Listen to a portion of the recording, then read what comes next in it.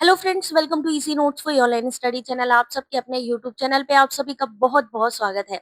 जैसे कि आप जानते हैं कि नेशनल टेस्टिंग एजेंसी ने जारी कर दिए हैं यूजीसी नेट जून 2026 के एप्लीकेशन फॉर्म। इनसे जुड़ी हुई कुछ और इम्पोर्टेंट चीजें हैं, एप्लीकेशन फॉर्म को फिल करने से पहले आपको जान लेनी चाहिए। पहली चीज ये है कि आपको जो ऑनलाइन एप्लीकेशन फॉर्म का जो टाइम मिला है वो है 29 अप्रैल से 20 मई, लेकिन यहाँ पर याद रखिएगा 20 मई 12 बजे से पहले। लास्ट डेट है 20 मई की। यहाँ पर जो आप अपना जो फीस जमा कर सकते हैं, जनरल अनरिजर्व के लिए है 1150, ईडब्ल्यूएस ओबीसी एनसीएल के लिए 600, एससी एसटी पीडब्ल्यूडी और पीडब्ल्यूबीडी के लिए है 325 और विमेन कैंडिडेट्स के लिए भी कैटेगरी वाइज यही फीस स्ट्रक्चर रहेगा। करेक्शन विंडो की बात करें तो 22 से 24 मई ओपन होगा।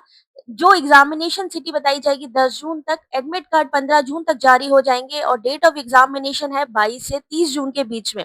यहाँ पर बात करते हैं ड्यूरेशन ऑफ एग्जामिनेशन, तो यहाँ पर 3 घंटे का टाइम मिलेगा। नो ब्रेक, कोई भी ब्रेक नहीं है। पेपर 1 पेपर 2 यानी आपके सामने पेपर डाल दिया जाएगा।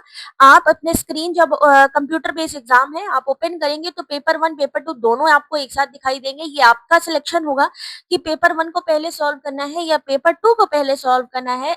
3 घंटे का समय मिलेगा और 3 घंटे में ये दोनों ही पेपर आपको कंप्लीट करने होंगे। बाद में जो आपका जो एडमिट कार्ड वगैरह है ये जारी किया जाएगा। लेकिन एक और चीज है जो कि जानना जरूरी है, वो है एलिजिबिलिटी क्राइटेरिया। आखिर कौन यहाँ पर अप्लाई कर सकता है यूजीसी नेट जून 2026 के लिए। तो फ्रेंड, जैसा कि आप जानते हैं कि यूजीसी नेट एक नेशनल एलिजिबिलिटी टेस्ट है, तो इसका क्राइटेरिया भी काफी रहता है। यहाँ पर आप देख सकते हैं जनरल कैटेगरीज की बात करें या ईडब्ल्यूएस की बात करें तो 55% आपको लाना जरूरी है विदाउट राउंडिंग ऑफ, यानी विदाउट राउंडिंग ऑफ टोटल हमारे कम से कम 55% मार्क्स होने ही चाहिए। मास्टर डिग्री में या इक्विवेलेंट एग्जामिनेशन पास होना चाहिए यूनिवर्सिटी इंस्टीट्यूशन में। Humanity, social science, computer science application यहाँ मिल जाएगा, इलेक्ट्रॉनिक साइंस यहाँ पर मिल जाएगा। बाकी यहाँ पर सब्जेक्ट लिस्ट भी दी गई है जिससे कि आप अपने सिलेक्ट चूज कर सकते हैं। इन केस अगर आपका सब्जेक्ट ये जो 85 की लिस्ट है इसमें नहीं है तो उससे मिलता जुलता सब्जेक्ट आप चूज कर सकते हैं। तो यहाँ पर कौन अप्लाई कर सकता है, तो फ्रेंड मास्टर डिग्री के जो फाइनल ईयर एग्जामिनेशन में है, यानी फाइनल ईयर में है या फिर अपने रिजल्ट का वेट कर रहे हैं। यहाँ पर पिछली बार क्या हुआ था कि जो मास्टर डिग्री में फर्स्ट ईयर में थे वो भी अप्लाई कर रहे थे, लेकिन इन्होंने यहाँ साफ मेंशन किया है कि जो फाइनल ईयर में हो मास्टर डिग्री में या जिनका रिजल्ट अवेटेड हो वो यहाँ पर जो है अपना यूजीसी नेट एग्जाम दे सकते हैं। बाकी कैटेगरीज के लिए यहाँ पर जैसे 55 जनरल कैटेगरीज के लिए है, वहीं 50% marks OBC NCL SC ST PWD PWBD third gender categories के लिए है, यानी 5% का यहाँ पर आपको रिलैक्सेशन मिल रहा है अदर कैटेगरीज के लिए। जबकि विमेन्स के लिए अगर जनरल कैटेगरी है तो 55% ही मार्क्स चाहिए होंगे। उसके बाद यहाँ पर बात करें तो यहाँ पर आप देख सकते हैं थर्ड जेंडर कैटेगरी है तो उनको रिलैक्सेशन फीस वगैरह की और बाकी चीजों में यहाँ पे रिलैक्सेशन मिल रहा है। पीएचडी डिग्री अगर होल्डर है तो यहाँ पर वो भी 1991 से पहले, तो यहाँ पर आपको 5% का रिलैक्सेशन मिल रहा है, यानी 50% में अगर आपके हैं तो आप यहाँ पर अप्लाई कर सकते हैं। पोस्ट ग्रेजुएशन के लिए यहाँ पर ये चीजें हैं, सब्जेक्ट जो दिए गए हैं उन्हीं को ही आपको चूज करना है।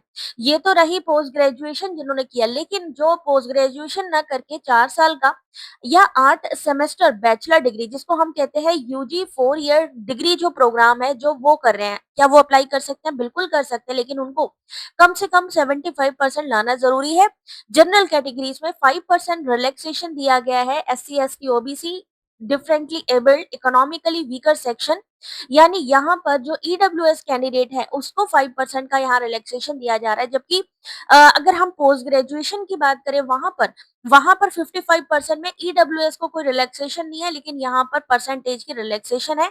75% आपका जो है अंडर ग्रेजुएट प्रोग्राम में कम से कम मांगा ही गया है, 5% रिलैक्सेशन है।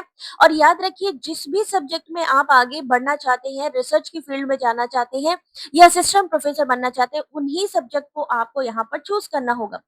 4 ईयर अंडर ग्रेजुएट डिग्री की अगर हम बात करें तो ये चीज जानने वाली बात ये है कि यहाँ पर कैंडिडेट जो है वो जेआरएफ एंड पीएचडी के लिए तो एलिजिबल होंगे, will be eligible for award of junior research fellowship और PhD. Candidate qualifying in the NET based on a 4 year undergraduate degree will not be eligible as appointment as a assistant professor। यानी अगर आप 4 साल का under graduate programme कर रहे हैं तो जेआरएफ ले सकते हैं, पीएचडी आप कर सकते हैं, लेकिन असिस्टेंट प्रोफेसर के लिए एलिजिबल नहीं होंगे, उसके लिए आपको यूजीसी नेट क्रैक करना बहुत ज़रूरी है।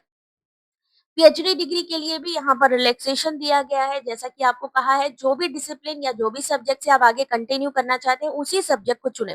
इन केस आपने डबल एमए किया है, तो जो है सिचुएशन में आप क्या कर सकते हैं, मान लीजिए एक एग्ज़ाम जून में है और एक एग्ज़ाम दिसंबर में है। तो जून एग्ज़ाम में एक ही सब्जेक्ट से सेम ऐसे ही, क्योंकि एक ही एप्लीकेशन फॉर्म जाना है। दिसंबर में मान लीजिए इकोनॉमिक्स सब्जेक्ट है, इकोनॉमिक्स आपने जून में दे दिया। मान लीजिए आपका कॉमर्स सब्जेक्ट है और कॉमर्स का आपने दिसंबर में, इस तरीके से आप अप्लाई कर सकते हैं। एक कैंडिडेट को एक ही बार एप्लीकेशन फॉर्म फिल करना है। एक से ज़्यादा अगर आप अप्लाई करते हैं तो आपका फॉर्म रिजेक्ट होने के चांसेस हो जाते हैं। साथ ही साथ अब ऐज की बात कर लेते हैं, तो ऐज लिमिट क्या है? तो फ्रेंड्स यहाँ पर 30 साल से ज़्यादा नहीं होना चाहिए। First day of the month in which the examination is concluded, जैसा कि ये जून का एग्जाम है तो आपकी जो एज कैलकुलेट होगी जेआरएफ के लिए 1 जून 2026। वहीं 5 साल का रिलैक्सेशन मिल रहा है ओबीसी एनसीएल को, ठीक है, SC ST PWD PWBD third gender और विमेन एप्लीकेंट्स, इन सबकी एज क्या होगी? 30 साल है 1 जून 2026 तक मेल कैंडिडेट के लिए। वहीं 35 साल जो विमेन कैंडिडेट हैं उनके लिए है। SC ST PWBD third gender के लिए भी है। तो यहाँ पर 5 साल का रिलैक्सेशन उनको भी दिया जा रहा है जिनको रिसर्च एक्सपीरियंस है, ठीक है। पोस्ट ग्रेजुएशन डिग्री के बाद अगर आपका रिसर्च में एक्सपीरियंस है या पीएचडी एलएलएम डिग्री कर रखी है तो भी आप लोगों को यहाँ पर रिलैक्सेशन दिया जा रहा है जेआरएफ के लिए। लेकिन असिस्टेंट प्रोफेसर की बात करें या पीएचडी की बात करें तो इसमें कोई भी अपर एज लिमिट नहीं है। कितने भी साल के आप हैं तो आप डायरेक्टली इसमें अप्लाई कर सकते हैं। तो अगर आपकी एज जो है 30 है तो आप जेआरएफ के लिए अप्लाई कर सकते हैं। 35 अदर कैटेगरी के लिए रिलैक्सेशन है।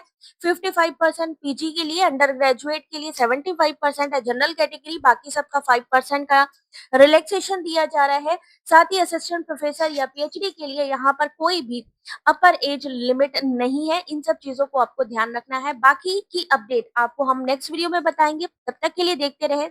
All the very best.